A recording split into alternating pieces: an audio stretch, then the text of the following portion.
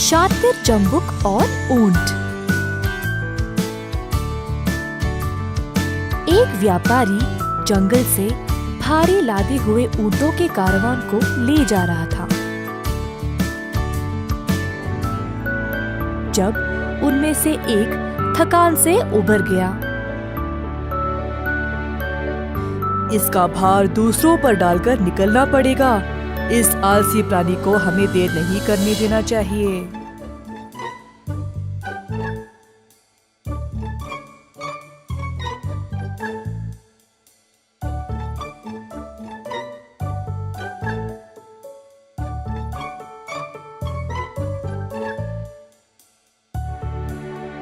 कुछ देर बाद जब ऊंट ने अपनी ताकत बरामद की, वे सब चले गए, मुझे इस जंगल में अकेला छोड़ दिया। सौभाग्य से इधर बहुत घास तो है, भूखा तो नहीं रहूंगा। कई दिन गुजर गए और ऊंट जैसे तैसे करके उस जंगल में जीवित रहा। एक दिन एक शेर, एक तेंदुआ, जम्बुक और कौवे के साथ उधर आया।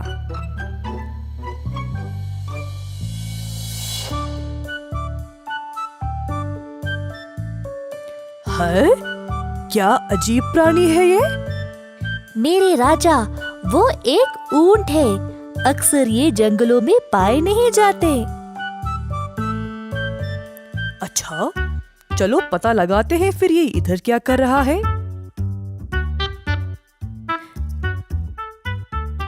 जब ऊंट ने अपनी कहानी सुनाई तब, अफसोस, तुम्हारे साथ बुरा हुआ।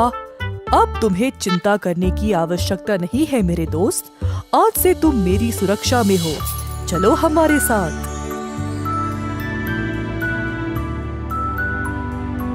तो ऊंट शेर के घेरा में जुड़ गया और खुश था कि उसको एक शक्तिशाली साथी मिल गया।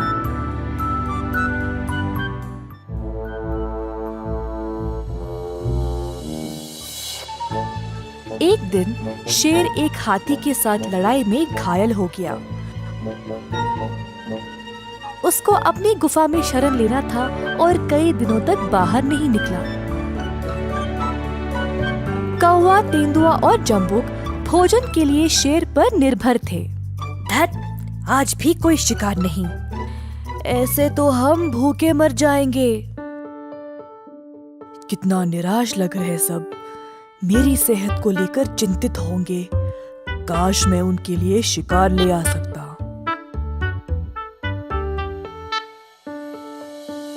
मेरे साथियों, मुझे क्षमा कर दो।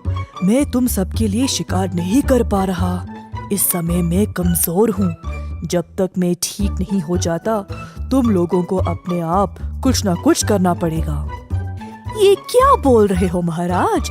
आपके भूखे होते हुए हम भोजन का सोच भी कैसे सकते हैं? शेर जम्बुक के जवाब से प्रसन्न था। तुम एक वफादार सेवक हो।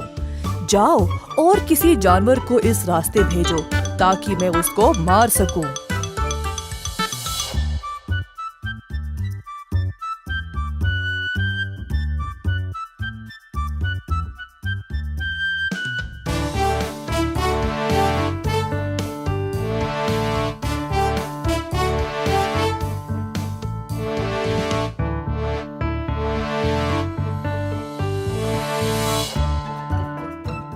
जम्बुक और बाकी साथियों ने सारा जंगल छान मारा, परंतु उनको कुछ नहीं मिला।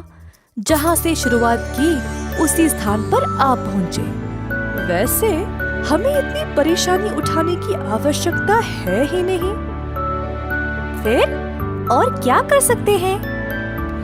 हमारे पास ऊंट है ना, उसका मांस हम सबको कई दिनों तक आएगा।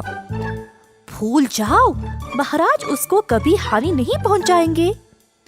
फिर भी एक बार मैं बात तो कर लूं। जम्बुक शेर से बात करने के लिए उनकी गुफा में गया। शेर जी, हम आपके लिए कोई जानवर नहीं ला पाए। परंतु भूखा रहने की जरूरत नहीं है। मैं सोच रहा था आप ऊंट को ही खा सकते हो। क्या कहा तुमने? मेरी रक्षा में जो है मैं उसी को हानि पहुंचाऊं? दफा हो जाओ यहाँ से। नहीं नहीं, मुझे आप गलत ना समझे। मैंने केवल आपकी खुशहाली के बारे में सोचा। हमारा जीवन आपके सामने कुछ है ही नहीं। मुझे पता है मामूली समय में ऊंट को चोट पहुंचाना बहुत गलत होगा, परंतु अगर वो खुद अपने आप को आपके लिए त्याग कर दे तो फिर आप पे कोई दोष होगा ही नहीं। शायद तुम सही बोल रहे हो। अगर ऊंट अपनी मर्जी से सामने आएगा तो मैं उसका त्याग स्वीकार करूंगा। शातिर जम्बुक जल्दी अपने दोस्तों के पास आ पहुंचा, जहाँ पे ऊंट भी ठहरा था। मेरे साथियों, हमारे राजा भूख से मरने वाले हैं। चलो हम उनसे विनती करते हैं कि वह हम में से किसी एक को खा ले। इतना तो कर ही सकते हैं।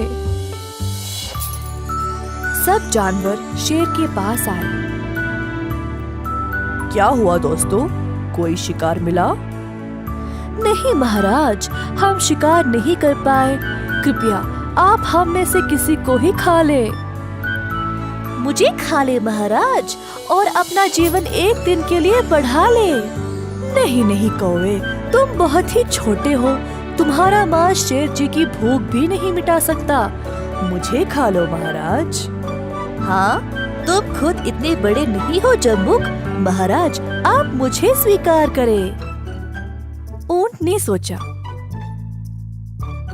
सब लोग ने अपनी जान को आगे रखा, परंतु शेर ने किसी को भी हानि नहीं पहुंचाया। मुझे भी प्रस्ताव रखना चाहिए, शायद मेरी रक्षा भी करेंगे। ऐसा सोचकर बेचारा ऊंट आगे आया। नहीं तेंदुआ, महाराज तुम्हें कैसे खा सकते हैं? तुम दोनों एक ही परिवार के सदस्य हो। मुझे खा ले महाराज। ऊंट की पेशकश को एक भयानक मौन द्वारा स्वागत किया गया, जब अचानक, मैं तुम्हारा प्रस्ताव स्वीकार करता हूँ महान ऊंट। क्या?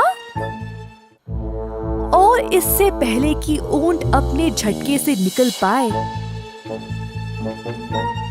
तीनों जानवरों ने उस पर हमला किया और उसे मार दिया। धोखेबाजों ने ऊंट के भरोसा का फायदा उठाया। इस कहानी से हम ये सीखते हैं कि हमेशा झूठे दोस्तों से सावधान रहें।